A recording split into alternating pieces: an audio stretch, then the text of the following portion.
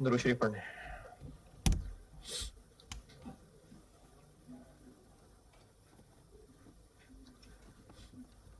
एक दो नसीहतें लिखी थी कि एक ही लिखी थी? एक। अगली बात लिखें।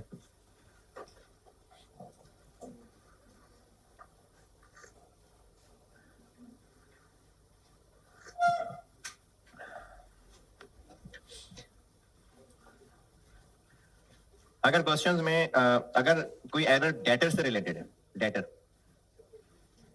अगर एरर डेटर से रिलेटेड है और क्वेश्चन में प्रोविजन फॉर डाउटफुल डेट की परसेंटेज भी गिवन है, अगर एरर डेटर से रिलेटेड है और क्वेश्चन में प्रोविजन फॉर डाउटफुल डेट की परसेंटेज भी गिवन है,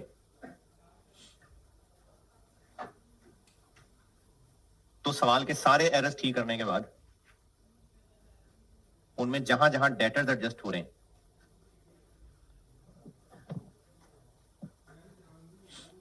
उनकी हम एक नेट प्रोविजन की भी एडजस्टमेंट डालेंगे। सवाल में करके दिखाता हूं दोबारा। अगर एरर डेटर से रिलेटेड है तो सारा सवाल पूरा करने के बाद, हो सकता है मल्टीपल एरर्स हो, तो सारा सवाल पूरा करने के बाद जितने भी उसमें डेटर्स के एरर्स थे उनके लिए एक नेट प्रोविजन की भी एडजस्टमेंट एंट्री डालेंगे।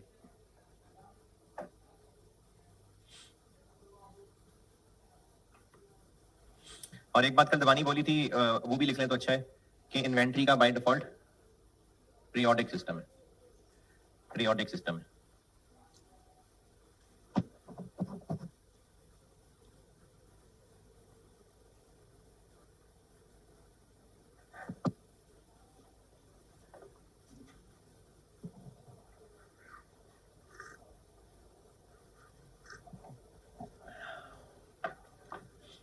चले बाकी फिर और लिखवाता रहूंगा साथ साथ।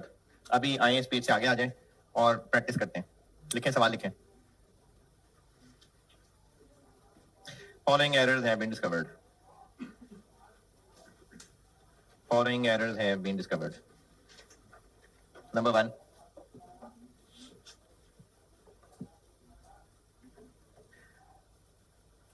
Sale invoice of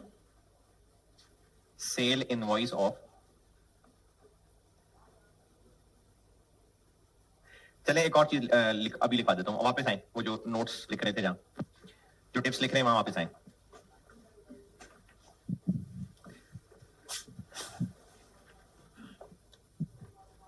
आपको ना एरर्स में कुछ डॉक्यूमेंट्स का नाम दिया हो सकता है, जैसे इनवॉइस है।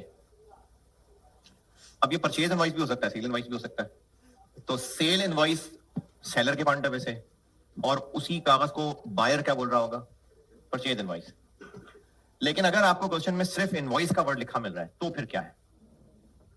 तो फिर आपको ना इसके साथ जो वर्ब है ना उससे अंदाजा लगाना पड़ेगा। अगर इनवॉइस इशूड है तो ये कागज शो कर रहा है क्रेडिट सेल को। अगर इनवॉइस रिसीव्ड है तो ये क्रेडिट परचेज को शो कर रहा है। अगर क्रेडिट नोट, ये नाम सुना है, ये किस लिए होता है? रिटर्न के लिए। अगर क्रेडिट नोट इशूड है तो ये सेल रिटर्न को शो कर रहा है, क्रेडिट सेल रिटर्न। और अगर क्रेडिट नोट रिसीव्ड है तो वो क्रेडिट परचेज रिटर्न को शो कर रहा है। तो आप ये नोट में लिख लें कि ये फॉलोइंग डॉक्यूमेंट्स हैं, अगर एरर में इनका जिक्र हो रहा है तो वो इन ट्रांजैक्शंस को शो कर रहे हैं।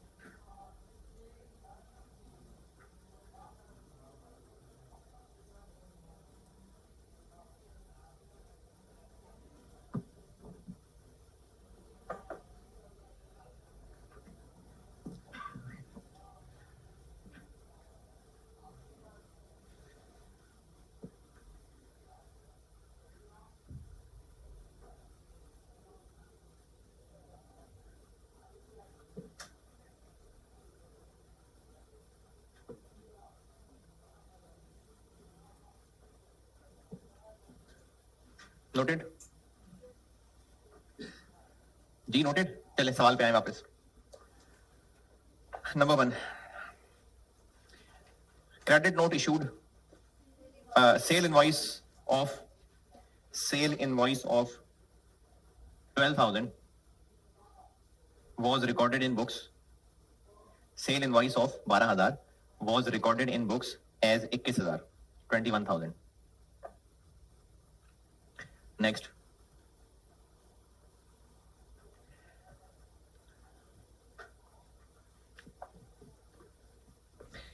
An item of plant and machinery was repaired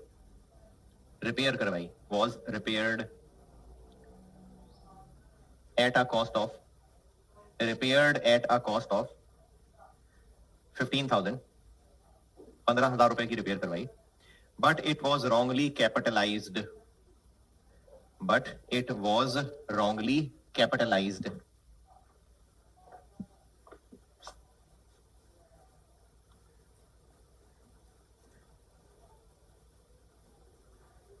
इसी पॉइंट में लिखिए, depreciation on plant and machinery,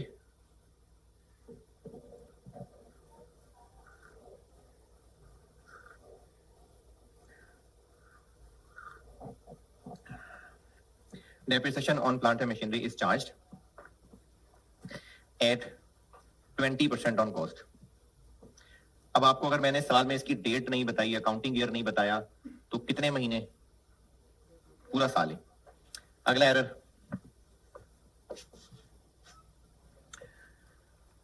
credit note issued of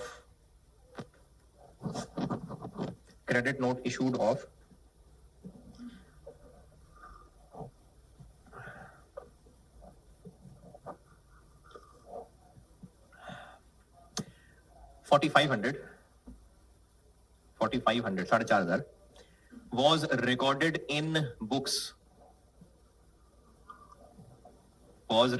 in books as credit note received. पहले क्या बोला मैंने? हाँ ठीक है, recorded as credit note received of 5,400. Next.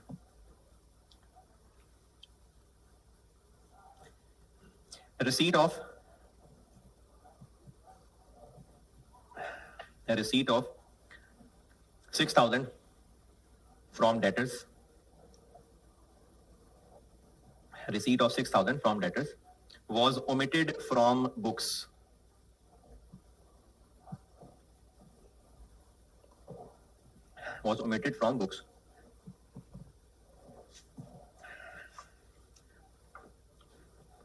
और नेक्स्ट पॉइंट लिखें, मतलब एरर नहीं है वैसे, अगला पॉइंट लिखें, provision for doubtful debts is maintained at 5% of debtors. ये आखिरी वाली चीज मैं करता हूं, बाकियों की रेक्टिफाइंग एंट्रीज कर दें आप। रेक्टिफाइंग एंट्रीज रिक्वायर्ड है आपसे, ये लास्ट वाली मैं कर दूंगा।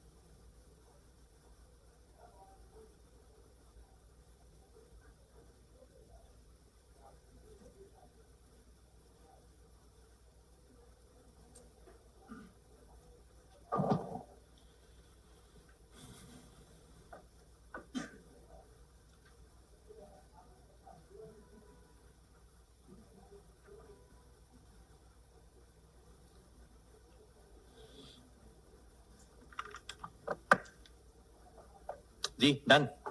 पहला एरर, सेल इनवॉइस थी कितने की? अच्छा, अब ये सेल इनवॉइस थी यानी क्रेडिट सेल थी, तो उसको हमने रिकॉर्ड किया 12,000 की बजाय तो 9,000 रुपए से ज्यादा रिकॉर्ड कर लिया, तो रिवर्स कर देते हैं, सेल्स डेबिट और डेटर्स क्रेडिट 9,000। ठीक है, या रॉन्ग और करेक्ट करके दिखाओ? दूसरा, हमने मशीनरी प्लांट को रिपेयर करवाया, करेक्ट होना चाहिए था रिपेयर्स डेबिट और कैश क्रेडिट, लेकिन रॉन्ग क्या हो गया? प्लांट डेबिट और कैश क्रेडिट। तो क्या करें? रिवर्स कर दे। प्लांट को डेबिट कर दिया, नहीं करना चाहिए था, रिपेयर्स को करना चाहिए था, तो प्लांट को कर देते हैं क्रेडिट और रिपेयर्स कर देते हैं डेबिट। कितने से? 15,000। और क्योंकि प्लांट फालतू डेबिट कर दिया था तो उस पर फिर डेप्रिसिएशन भी चार्ज की होगी, वो रिवर्स कर देते हैं, एक्यूमुलेटेड डेप्शन डेबिट और डेप्रिसिएशन क्रेडिट 3,000। डेप्रिसिएशन की जगह कि एक्यूमुलेटेड डेप्शन की जगह? डेप्रिसिएशन तो एक्सपेंस है ना, वो तो डेप्रिसिएशन ही है, उधर प्लांट क्यों आएगा? इधर प्लांट क्यों आना है? किस साइंस से? तीसरा एरर, अच्छा अब देखें, क्रेडिट नोट इशूड था, यानी थी असल में ये सेल रिटर्न, तो करेक्ट थी cell return debit debtor credit 45। हमने इसको क्रेडिट नोट रिसीव्ड बना दिया, क्रेडिटर डेबिट और परचेज रिटर्न क्रेडिट 54 से। अगर होता ना यही वाली एंट्री अमाउंट गलत की होती तो फिर हम उतनी अमाउंट से या तो और या रिवर्स कर रहे होते, चीजें ही बदलनी, तो दोनों करनी पड़ेगी, यानी इसको रिवर्स करना पड़ेगा और इसको रिकॉर्ड करना पड़ेगा। Purchase returns debit, sale returns debit, debtors credit और क्रेडिटर्स भी क्रेडिट। परचेज रिटर्न्स 54 से रिवर्स करनी है और सेल रिटर्न 45 से रिकॉर्ड करनी है। कर सकते हैं। चौथा, डेटर से पैसे मिले थे वो लिखे ही नहीं, तो अब लिख लें कैश डेबिट और डेटर्स क्रेडिट। कितने? 6,000। और प्रोविजन, जब हम सारा सवाल कर लेंगे ना तो उसके बाद हमने वर्किंग करके ये देखना है कि डेटर कहां कहां डेबिट क्रेडिट हुआ है। नंबर 1 में डेटर हुआ है क्रेडिट 9,000, क्रेडिट यानी कम हुआ है, क्रेडिट हुआ है। फिर दूसरे तीसरे चौथे में क्रेडिट हुआ है रिटर्न 4,500 क्रेडिट हुआ है। फिर क्रेडिट हुआ है 6, तो टोटल कितने से क्रेडिट हुआ? 19,500। इतने से डेटर क्रेडिट यानी इतने से कम हुआ है, तो जब डेटर इतने से कम होगा तो प्रोविजन भी कम करेंगे। कितने से? 5%। अगर डेटर कम होगा तो प्रोविजन भी उसके 5% कम होगी, क्योंकि डेटर जितना भी था उस पे 5% लगा के प्रोविजन बनी हुई थी, तो अगर डेटर कम करना है तो प्रोविजन भी कम करनी है। 975। और प्रोविजन कम करने का मतलब है प्रोविजन डेबिट और बैड डेट्स क्रेडिट।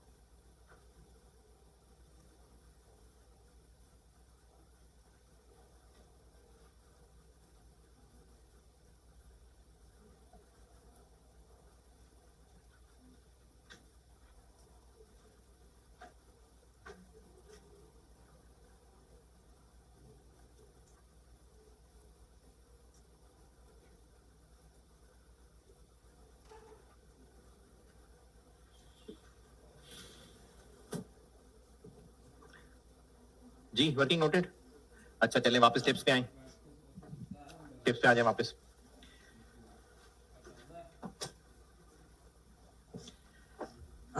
अगर एरर पीपीई के डिस्पोजल से रिलेटेड है, कल मैंने बताया था एरर पीपीई के एडिशन से रिलेटेड है, अब बता रहा हूं अगर एरर पीपीई के डिस्पोजल से रिलेटेड है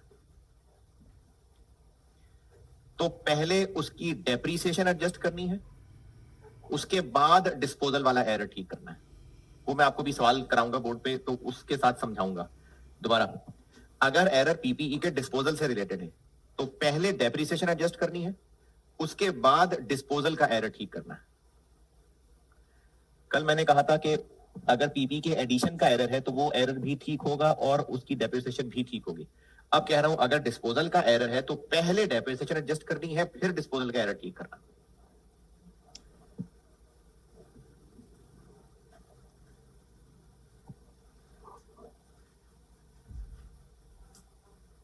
चले ठीक है, आए अब आप ऐसा करें किताब में आए और करेक्शन ऑफ एरर्स के नाम से चैप्टर होगा, करेक्शन ऑफ एरर्स होगा या शायद रेक्टिफिकेशन ऑफ एरर्स होगा।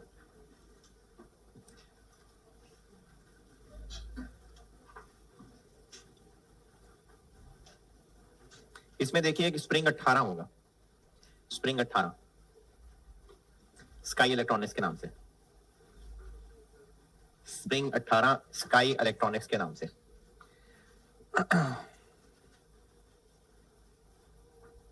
पढ़ लीजिए, मैं करता हूं बोर्ड पे। वैसे तो एक एक करके जब मैं सॉल्व करूंगा तो तफसील से डिटेल से करूंगा बात, लेकिन फिर भी एक दफा पढ़ लें पूरा सवाल। स्काई इलेक्ट्रॉनिक्स के नाम से सवाल है, स्प्रिंग 18 कनेक्शन ऑफ एरर्स में। पढ़ लीजिए, एक बार पढ़ ले पूरा सवाल, फिर एक एक एरर ठीक करते हैं तो मैं एक एक को तफसील से बताऊंगा।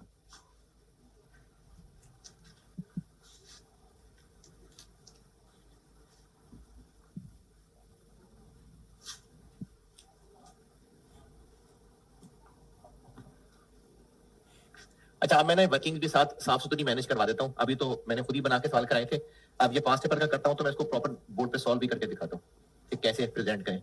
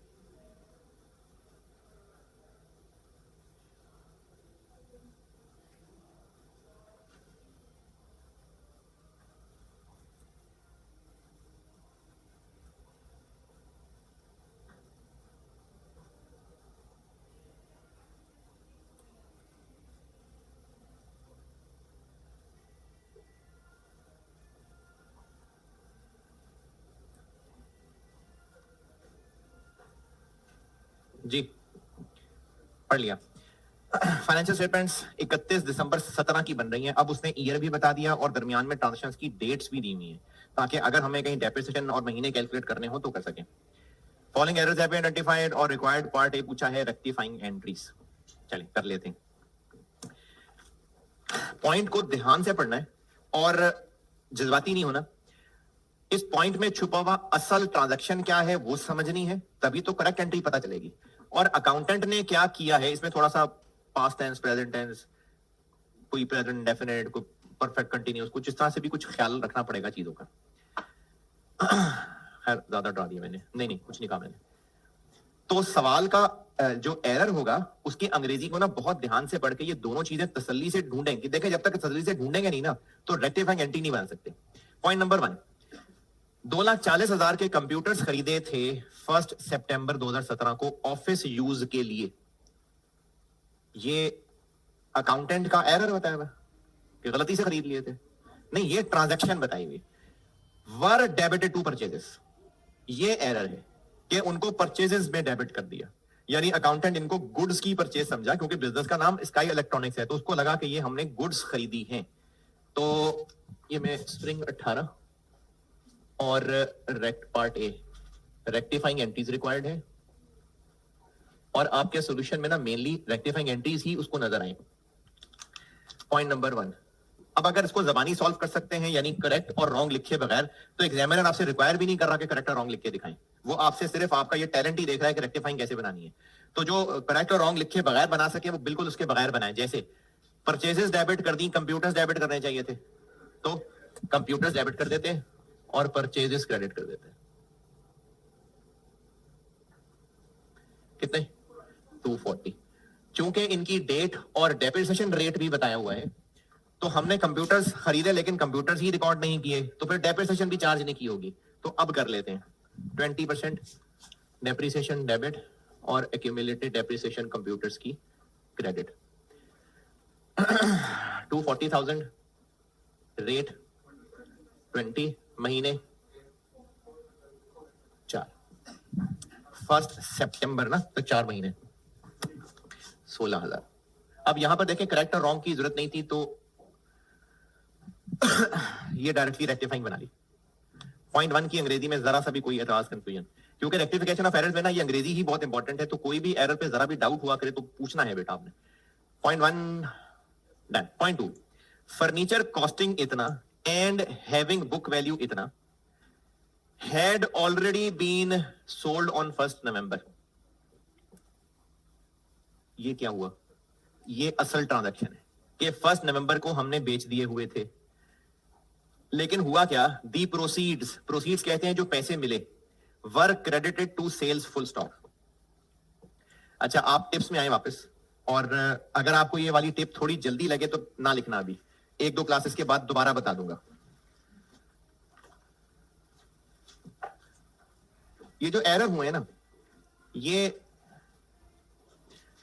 आप अगर सवाल की अंग्रेजी पढ़ेंगे तो फिर आप उल्टे उल्टे सोच भी सकते हैं कि लिखा तो ये है, तो क्या पता ऐसे हुआ हो, क्या पता ऐसे हुआ हो। आपने ना अंग्रेजी से मतलब निकालने की बजाय अकाउंटेंट बन के सोचना है और कोशिश करनी है उस ट्रांजैक्शन में, इमेजिनेशन में पहुंचे, और अकाउंटेंट की सोच से सोचना है। पुलिस ने अगर चोर को पकड़ना है ना, तो चोर की सोच से सोचना पड़ेगा। तो आपने अगर एरर्स देखने हैं तो आपको अकाउंटेंट की सोच से चलना पड़ेगा। जैसे इस सेंटेंस का अगर सिर्फ मतलब लिया जाए, the proceeds were credited to sales, अगर सिर्फ इस सेंटेंस से मतलब लेंगे तो इस सेंटेंस से आप ये कह सकते हैं कि जितने पैसे मिले उसने सेल्स में क्रेडिट कर दिए, और बाकी वो डिस्पोजल वाली एंट्रीज सब कर ली होंगी। डिस्पोजल वाली कौन सी एंट्रीज? वो जिसमें शॉपर डेबिट और क्रेडिट। तो प्रोसीड्स को सेल्स में क्रेडिट कर दिया बस, क्या पता बाकी सारी एंट्रीज ठीक कर ली हो।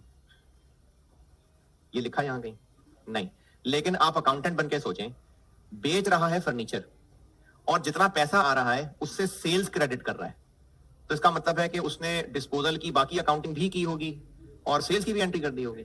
तो अगर वो सेल्स की एंट्री कर रहा है तो वो समझ रहा है कि हमने गुड्स बेची, तो इसलिए रॉन्ग एंट्री ये है। ये मेन सोल्यूशन है, वर्किंग्स में आ जाते हैं। बल्कि वर्किंग वन क्या, बस वर्किंग कह के एरर नंबर कौन सा कर रहे हैं हम, 2। ये 2 का रेफरेंस दे दिया बस। रॉन्ग एंट्री ये है कि उसने कैश डेबिट और सेल्स क्रेडिट कर ली है बस, यानी बाकी वो शॉपर डेबिट क्रेडिट भी नहीं किया। क्योंकि अगर उसको ये पता होता कि शॉपर डेबिट क्रेडिट करना है तो फिर वो सेल्स क्यों रिकॉर्ड करता। तो उसका सेल्स को क्रेडिट करना ये शो कर रहा है कि वो इस ट्रांजैक्शन को सेल्स समझा था। टिप में ये बताने लगा था कि आपने एरर को पढ़ के सिर्फ उसकी वर्डिंग पे ही नहीं फैसला कर लेना, उस ट्रांजैक्शन में अकाउंटेंट बन के सोचना है कि क्या एरर हुआ होगा। अगर आपको ये भी नहीं समझ आ रहा क्या लिखना है तो फिर ना लिखें बेशक। एरर की सिर्फ वर्डिंग से एरर का अंदाजा लगाने की बजाय आपने उस ट्रांजैक्शन में अकाउंटेंट बन के सोचना है कि क्या एरर हुआ होगा।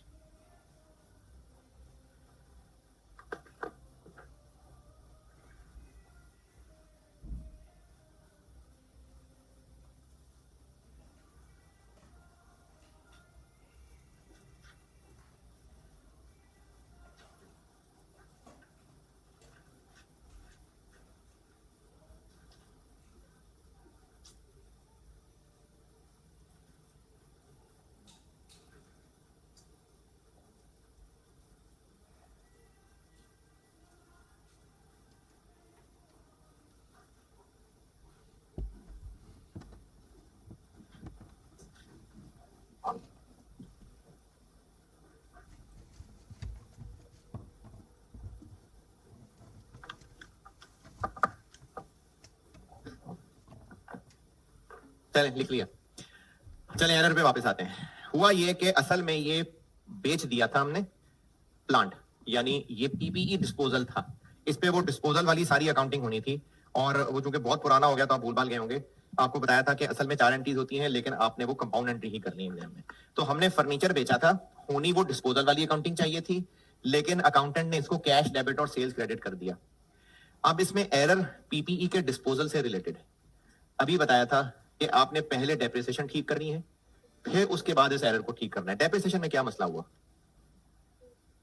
क्यों हुआ होगा? जब उसने फर्नीचर का बेचना, फर्नीचर का डिस्पोजल ही अकाउंट फॉर नहीं किया, तो वो तो डेप्रिसिएशन चार्ज हो गई होगी। कितनी? 2 महीने की फालतू। कैसे? 1 नवंबर में तो बेच दिया था, तो चूंकि उसने इसकी डिस्पोजल की अकाउंटिंग नहीं की, तो फिर वो रेगुलर डेप्रिशिएट होता गया और उसकी 2 महीने की फालतू डेप्शन चार्ज हो गई। कितनी? 12 लाख पे 10%। तो हम उस 2 महीने की फालतू डेप्रिसिएशन को कर देते हैं रिवर्स।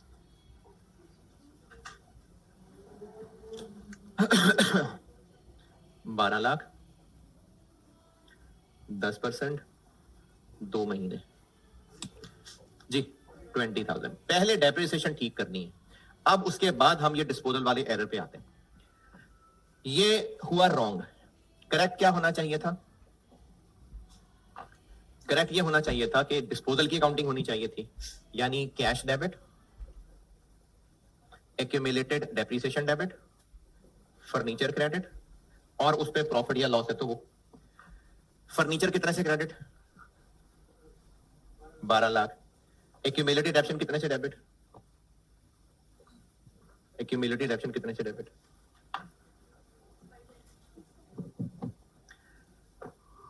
एक्यूमुलेटेड डेप्शन कितने से डेबिट? एक्यूमुलेटेड डेप्शन कितने से डेबिट? 5 5 5 10 5 10। इसीलिए कहा है कि पहले डेप्शन ठीक करनी है। तो 20,000 से अभी अभी डेप्शन ठीक कर दी हमने, तो वो जो 670 आ रहा है वो बुक वैल्यू है। 12 में से 670 निकालें तो एक्यूमुलेटेड हो गई 530, लेकिन ये है जो 31 दिसंबर पे उसकी बुक्स में है। 20 रिवर्स किया हमने तो 510, तो करेक्ट 510। और प्रॉफिट के लॉस, प्रॉफिट लग रहा है,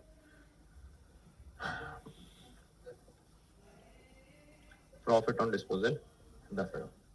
अब ये है करेक्ट और रॉन्ग। रेक्टिफाइंग देखें क्या बनेगी। कैश डेबिट ठीक है, सेल्स फालतू क्रेडिट हो गई, ये डेबिट कर देते हैं, बाकी ये नीचे वाली entry accumulated depreciation 5-10, furniture 12 lakh और प्रॉफिट ऑन डिस्पोजल 10,000। ये हो गया एरर 2।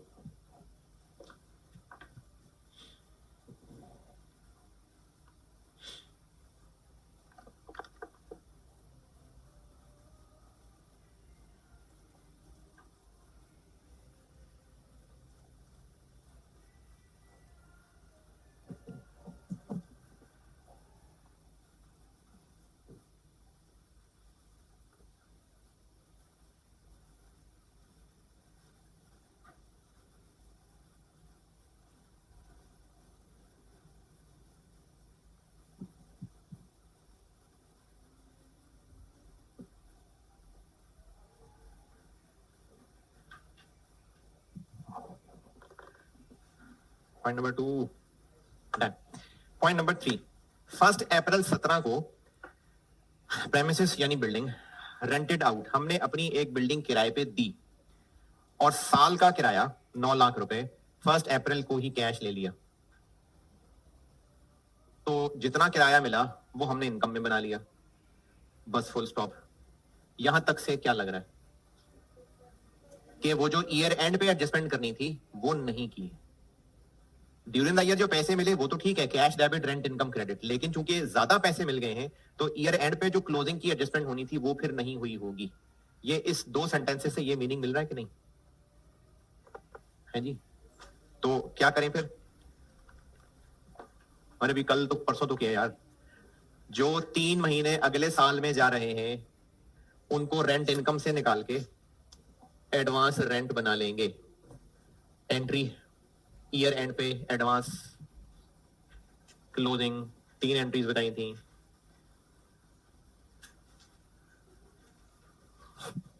ये वही है यार जो 2 दिन कॉम का वक्त नहीं बर्बाद किया, वही accrual prepayment, rent income debit और एडवांस रेंट क्रेडिट। कितने से? जो बनते हैं 3 महीने, 90,000 नहीं 9 लाख, 9 लाख 3 महीने, 225000।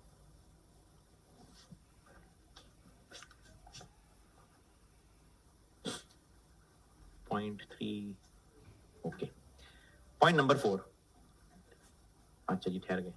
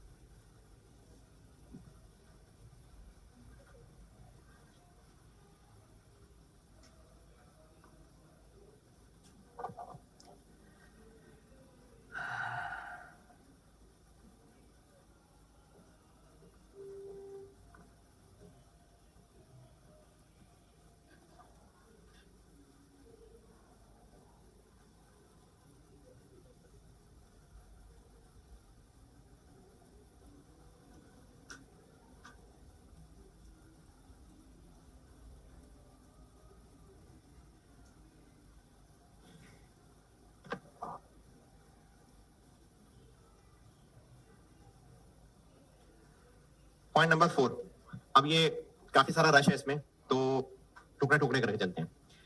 ट्रेड रिसीवेबल यानी डेटर्स में एक 1,80,000 का बैलेंस शामिल है which is irrecoverable but has not been written off full stop. हाँ जी, इररिकवरेबल है लेकिन राइट ऑफ नहीं किया तो कर लें। Point number 4, bad debts debit और डेटर्स या ट्रेड रिसीवेबल्स क्रेडिट 180। अगला सेंटेंस, फर्दर 96,000 की एक रिकवरी हुई थी किससे? अगेंस्ट रिसीवेबल जो पिछले ईयर्स में राइट ऑफ कर लिए थे। Was credited to trade receivables. दोबारा, further a recovery of 96,000 against receivables written off in prior years. बस यहां तक रुक गए। ये क्या है? पहले राइट ऑफ हुआ था उससे पैसे मिले हैं, ये ट्रांजैक्शन हो गई। Was credited to trade receivables, ये एरर आ गया। क्या एरर आया? कि अकाउंटेंट ने डेटर्स को क्रेडिट कर लिया, यानी उसने कैश डेबिट और डेटर क्रेडिट कर लिए, वर क्रेडिटेड टू ट्रेड रिसीवेबल्स। जबकि करेक्ट क्या होना चाहिए था? कैश डेबिट और बैड डेट्स भी ठीक है, बैड डेट्स रिकवर्ड भी ठीक है। ये करेक्ट है, ये रॉन्ग है। तो डेटर्स डेबिट और बैड डेट्स क्रेडिट 96। ये दूसरा सेंटेंस है।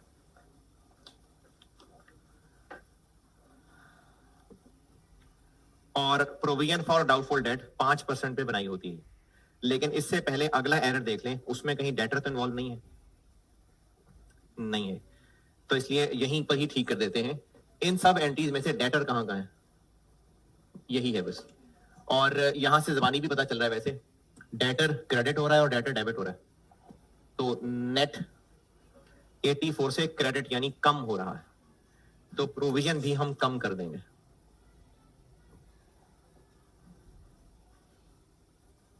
कितनी कम कर देंगे? डेटर 180 84,000 से कम हो रहा है, तो उसके 5% से हम प्रोविजन भी कम कर देंगे, 4,200। ये हो गया पॉइंट नंबर 4। हाँ जी, अभी तक कुछ सिर पर समझ आ रहा है एक्टिविटेशन ऑफ एरर्स? मंडे को मैं इसमें प्रॉफिट वगैरह भी सिखाता हूं, फिर और प्रैक्टिस मंडे को, ट्यूसडे को फिर इसका सस्पेंस इंट्रोड्यूस कराऊंगा। Point number 4 done. Point number 5, ये चूंकि जिस दौर का ये सवाल है ना, उस दौर में ये FAR 1 के अंदर ही बुक्स और बुक्स ऑफ प्राइम एंटी और एरर, FAR 1 इंट्रो में प्रॉपर टॉपिक होता था, books of prime anti, rectification of errors, 3 column cash book, 2 column cash book. इसलिए ये एरर स्पेसिफिकली उसी स्टाइल का है। आपने बुक्स ऑफ प्राइम एंटी पढ़ी तो ही है, उनका मैंने एक थोड़ा सा रिवीजन लेक्चर भी देना है, थोड़ा सा ही, मोस्ट प्रॉब्ली ट्यूसडे वाली क्लास में, मोस्ट प्रॉब्ली, तो तब ये बात करूंगा। अभी जबानी बता रहा हूं, अगर समझ आती है तो ठीक है, नहीं तो जब वो रिवाइज होगा तब सही। कस्टमर ने हमें 1,92,000 का चेक दिया, और ये जो चेक था, जितने पैसे उससे लेने थे हमने, उसमें से 4% डिस्काउंट काट के ये चेक बनाया उसने, या 192 में से 4% अभी कटना है। कैसे पता? सिर्फ इस वजह से, सिर्फ इस वजह से, या और भी कोई निशानी? हाँ जी, चेक 192 का बनाया है, चेक 192 का बनाया है, उसमें से थोड़ी थोड़ा फाड़ के वापस करेंगे उसको हम। चेक 192 का बनाया है, तो ये डिस्काउंट के बाद की फिगर है, तो डिस्काउंट की फिगर कितनी थी फिर? डिस्काउंट की फिगर कितनी थी? 8,000। जब आप इसको 96% से ग्रॉस करेंगे तो 2 लाख आ जाएगा। तो 192 का चेक है और 8,000 रुपए डिस्काउंट था। करेक्ट एंट्री बनती है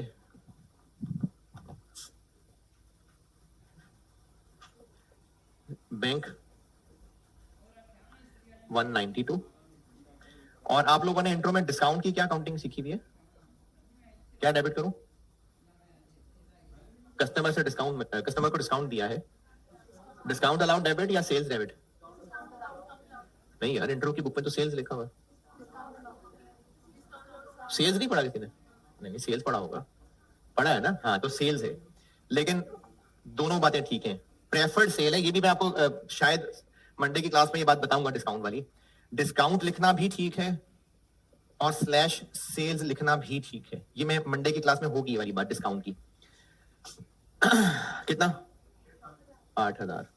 और डेटर पूरा 2 लाख का था जो सेटल हो गया, ये करेक्ट है।